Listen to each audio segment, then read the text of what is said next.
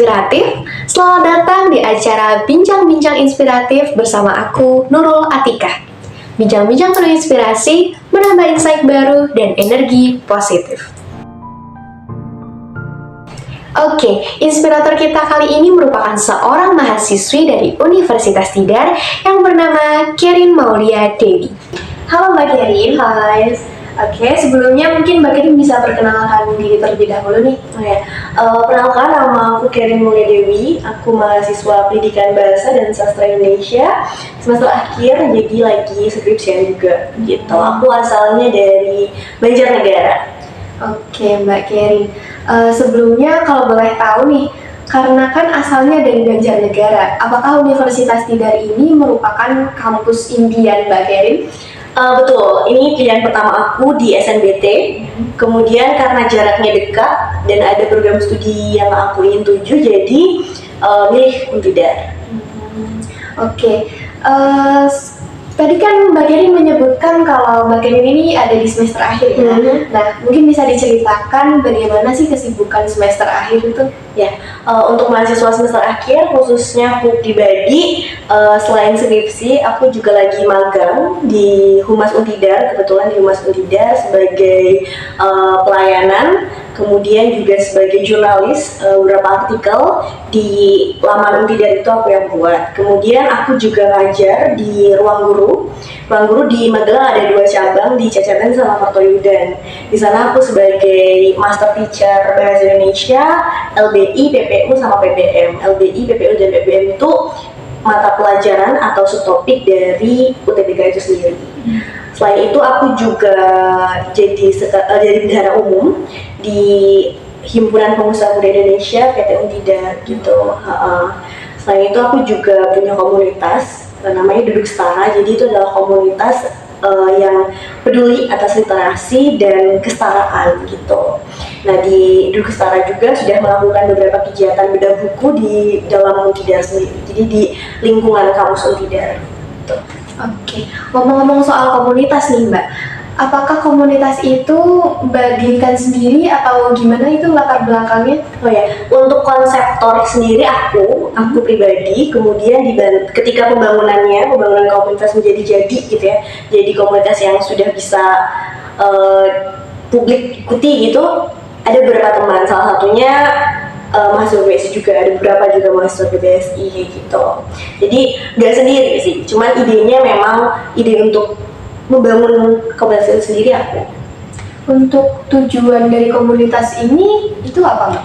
Tujuannya karena aku dan teman-teman terutama merasa kok di Untidar sendiri kita kan ada program studi pendidikan bahasa dan sastra Indonesia, tapi kegiatan-kegiatan bedah buku, kemudian bedah sastra seperti itu, bedah buku-buku sastra itu tuh jarang sekali dilakukan gitu.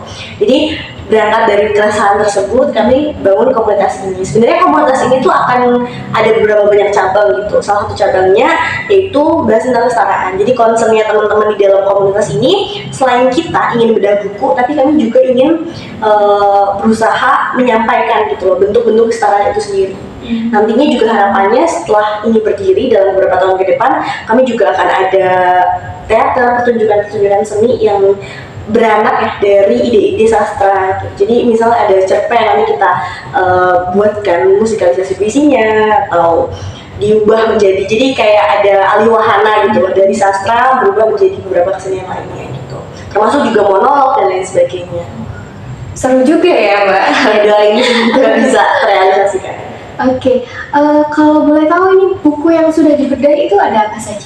Ada beberapa, salah satunya yang paling rame itu waktu Duduk Setara pertama itu buku Laut Bercerita Laila Chudori. Jadi karya Laila Chudori. Jadi waktu itu yang menjadi pemantik Pak Hanif, dosen BBSI juga, dan Bu Liana waktu itu. Nah, di sana cukup antusiasnya tuh tinggi banget. Waktu itu kegiatannya ada di depan Gedung Teknik 3 yang di dekat musola, ya di sana cukup banyak yang datang, kemudian antusiasnya juga tinggi, teman-teman juga nggak cuma anak PBSI ternyata, ada banyak dari teknik pun ada yang cukup kaget ya, cukup kaget. Teknik, kemudian fakultas ekonomi juga ada, jadi dari semua masyarakat. Dan ketika aku tanya kenapa mau datang ke acara bedah sastra yang bedah buku sastra seperti ini, mereka bilangnya iya saya tuh sebenarnya tertarik gitu, tapi kok di sini nggak ada wadahnya gitu. Jadi berangkat dari sana kami makin semangat buat ngadain, cuman emang akhir-akhir ini lagi off gitu ya, karena beberapa sibuk dan beberapa lagi emang kurang aktif aja gitu. Konsekuensi dari komunitas itu seperti itu, karena tidak dibayar, kemudian tidak konversi gitu ya, gitu sih. Berarti seru ya, yang berminat sastra juga nggak cuma anak-anak bahasa itu sendiri, tapi dari teknik juga, bahkan ekonomi juga. Oke, tadi ngomong-ngomong kesetaraan nih Mbak, gimana sih pendapat Mbak Kerin terkait kesetaraan? Kalau ngomongin kesetaraan itu simple, artinya semua orang itu memiliki hak yang sama dan semua orang melindungi hak sama. Jadi terlepas dari gender, kebanyakan kan kita ngomongin terkait kesetaraan gender kan, hak perempuan gitu. Cuman kalau perspektif kesetaraan sendiri itu lebih dari gender. Ada kesetaraan untuk disabilitas, kesetaraan untuk imigran, kesetaraan untuk ras dan lain sebagainya. Jadi bagi aku suatu daerah atau suatu komunitas atau suatu wilayah, baik negara dan lain sebagainya, itu akan setara apabila setiap orang di dalamnya itu menghargai hak-hak orang lain dan melindungi hak-hak orang lain juga gitu. Aku sempat baca juga nih kalau Mbak Kerin itu juga berkutat di bidang kesetaraan. Nah itu mungkin bisa diceritakan pengalamannya. Oh ya, sebenarnya aku tuh suka sama feminisme ketika dari SMA, cuman itu nggak terlalu banyak wadah yang bisa aku ikutin karena kebetulan aku di kabupaten daerah kecil yang komunitas-komunitas seperti itu tuh langka gitu waktu aku ke Magelang. Jadi waktu itu kan aku covid dulu tuh, sempat covid, kemudian baru kesininya itu semester 4 semester 5 gitu. Itu aku langsung ikut eksekutif muda, namanya Tara Muda, tapi khusus untuk forum kesetaraan. Nah berangkat dari sana aku jadi melihat nih banyak sekali kesetaraan, dimulai dari gimana sih orang HIV dan non HIV gitu. Dari sana aku ngeliatnya, oh ternyata spektrum dari kesetaraan itu tuh gak cuma gender, banyak sekali itu bentuk kesetaraan, dimulai dari sana gitu. Kemudian itu tahun 2022, kemudian di tahun 2023 aku tetap di forum kesetaraan, cuman aku jadi staff. Kalau sebelumnya eksekutif muda aku jadi staff. Nah disinilah aku mulai lebih leluasa gitu untuk explore gitu, membangun paham-paham kesetaraan ke teman-teman kampus gitu. Goals kami itu waktu itu gimana sih caranya biar udah nggak ada diskriminasi gender lagi di kampus Unidar gitu. Terus yang kedua gimana sih nggak ada perundungan lagi, karena perundungan itu adalah wujud dari ketidakrespekan gitu atas hak sesama manusia gitu kan. Jadi goals kami waktu itu dua, jadi gencar banget sosialisasi sana sini, ketemu sama himpunan dan lain sebagainya, itu seru banget gitu. Karena aku tahu Untidar itu kesetaraan itu nggak cuma dibangun di Untidar, akhirnya aku ikut di salah satu event namanya Femfest, Feminine Festival. Itu diadain sama Jakarta Feminis. Jadi itu di Jogja kegiatannya, di Jogja. Dia ini event setara internasional. Jadi mereka menghadirkan translator, kemudian juru bicara isyarat gitu. Banyak, dan itu seru banget. Jadi dari sana juga aku yang awalnya melihat kesetaraan itu hanya gender, kemudian melebar lagi menjadi HIV non HIV, disabilitas non disabilitas. Saat di Femina Festival itu aku melihat lebih gede lagi gitu, dari teman-teman yang biner, non biner dan lain sebagainya gitu. Itu lebih luas lagi, dan dari sana itu kegiatannya Desember 2023. Kemudian pulang dari sana aku sampaikan ke teman-teman Forecast gitu, forum kesetaraan, kemarin aku ikut event dan ini gini. Waktu itu kebetulan di event itu aku sebagai panitia LO gitu, LO-nya. Kemudian aku sampaikan, di dalam kepanitiaannya kayak gini, lebih struktur gitu. Kemudian kegiatannya lebih, menurut aku lebih memerdekakan semua orang, baik akses jalan ke panggungnya dan lain sebagainya, semua itu memerdekakan orang-orang gitu. Kemudian dari sana kami merencanakan untuk membuat kegiatan yang serupa gitu. Cuman di tahun 2023 belum terrealisasikan. Akhirnya baru bisa terrealisasikan di tahun 2024 kemarin, tanggal 27 sampai 29 September. Jadi Forum Kesetaraan ngadain festival juga, festival kesetaraan namanya. Betul, aku di sana sebagai moderator juga buat talk show bersama teman-teman disabilitas gitu, dari dinas sosial, kemudian SLB, sama salah satu komunitas disabilitas di Kota Magelang, Kota dan Kabupaten Magelang, dan itu seru banget gitu. Jadi perjuangan aku terkait kesetaraan itu pingin aku tularin ke semuanya gitu. Makanya aku masih jalan komunikasi sama banyak komunitas, punya teman-teman fokus gitu. Wah, seru banget itu Sobat Inspiratif. Nah, ngomongin kesibukan Mbak Keri nih, tentunya pasti sangat sibuk lah ya, terutama semester akhir ini. Gimana sih cara Mbak Keri mengatur manajemen waktunya itu? Sebenarnya kalau dibilang bisa nggak sih manajemen waktunya, aku ngerasa sebagai orang yang nggak begitu bisa gitu. Cuman kadang prioritas aku tuh bergeser. Yang awalnya skripsi, kemudian prioritas aku jadi kerjaan, kemudian prioritas aku komunitas gitu. Nah, sebenarnya kalau aku boleh ngasih saran gitu ya ke teman-teman, harusnya prioritas kita tuh nggak digeser. Kalau emang pengen lulus cepat ya udah skripsi gitu.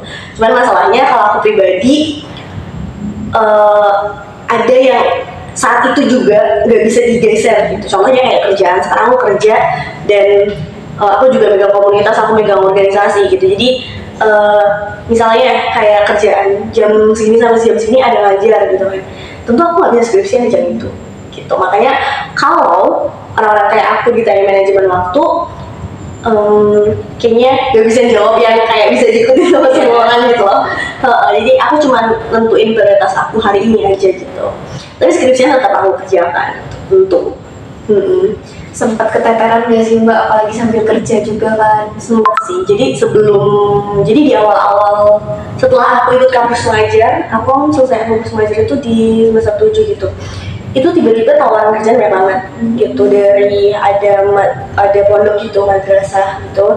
Kemudian ruang guru aku juga proses mendaftar. Kemudian ada salah satu manajemen gitu, dia manajemen digital gitu.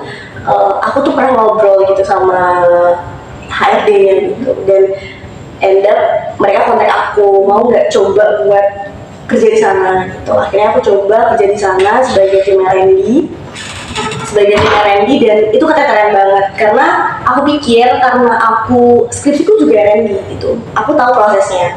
Aku pikir akan bisa bagi waktu, ternyata jadi tim R&D di satu produk itu sulit banget gitu bagi waktunya. Makanya aku tuh kayak skripsiku waktu itu kegeser banget. Jadi waktu itu di R&D ngembangin produk itu, kemudian harus riset dan banyak hal. Akhirnya aku mutusin buat keluar. Itu pun aku keluar setelah 1 bulan kerja gitu. Itu momen-momen keteteran itu saat itu banget. Padahal di situ tuh momen teman-temanku yang lain tuh udah mulai kok progresnya kelihatan ya gitu. Aku enggak gitu ya. Itu sih aku keteteran banget, akhirnya aku ngelepas. Memang kalau kamu ngambil satu hal, entah itu kerjaan atau lain sebagainya, konsekuensinya di waktu, entah waktu tidurmu yang kepotong atau waktu lain yang kepotong gitu. Jadi cara menyelesaikannya ya kamu harus lepas gitu. Nggak mungkin kita punya 24 jam yang sama gitu ya, nggak mungkin banget kita bisa lakuin semuanya di jam-jam produktif. Padahal semuanya kan maunya di jam-jam produktif gitu. Jadi pernah, kalau dibilang keteteran pernah atau enggak pernah gitu, cuman nggak sesering itu gitu. Karena langsung ya salah satu pasti harus harus dikorbankan. Oke nih Mbak, dari semua hal yang udah diceritain tadi, tentunya banyak banget pengalamannya Mbak Kerin ya. Nah, selain mengutamakan, memprioritaskan pendidikan, Mbak Kerin juga tetap aktif di komunitas gitu. Tentunya banyak banget pengalaman, banyak pengetahuan yang Mbak Kerin dapat. Ada nggak sih kesan-pesan untuk teman-teman di luar sana supaya tetap bisa produktif dan nggak stuck cuma di ya kegiatannya itu aja, tapi bisa ke kegiatan lain juga? Kalau diminta memberikan pesan ke teman-teman lainnya, aku pengen berpesan kalau kita hidup di dunia tuh nggak sendiri, ada orang lain gitu di samping kita, di kanan, di depan, di belakang gitu. Lebih baik selain fokus ke diri sendiri, cobalah fokus ke lingkungan sekitar gitu. Dimulai dari menyuarakan hak aja gitu.